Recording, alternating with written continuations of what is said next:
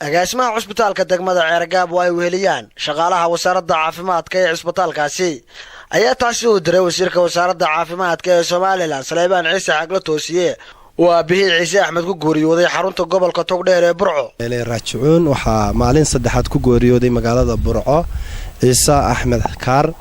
oo ah wasiirka caafimaadka aabihi wasiirka iyo ehelkii iyo qaraabadii iyo qoyskii uu ka dhintayba waan uga tacsiyadeynayna anoo ku hadlaya afka cusbitaalka magaalada Ceergaabo ama bahda caafimaadkaba waxaan maanta halkan iskugu nimay cusbitaalka guud ee Ceergaabo waxa weeyaan in aan waxaan maqlay lanoo sheegay goor dhaweyd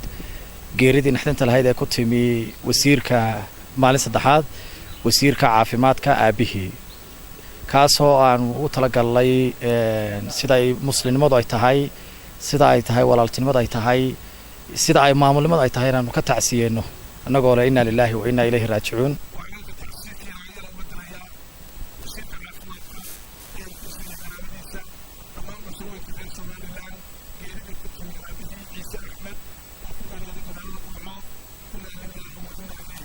inna lillahi wa inna ilayhi raaji'uun halkan wax tacsi tiiraan yalla uga dirayna wasiirka iyaga qaaliga Saleebaan Axmed Xagla Toosiye oo aabihii ku geeriyooday Ciise Axmed magaalada Burco laguna aasay Buuhoodle samiriye iimaan baanu leenahay dhammaan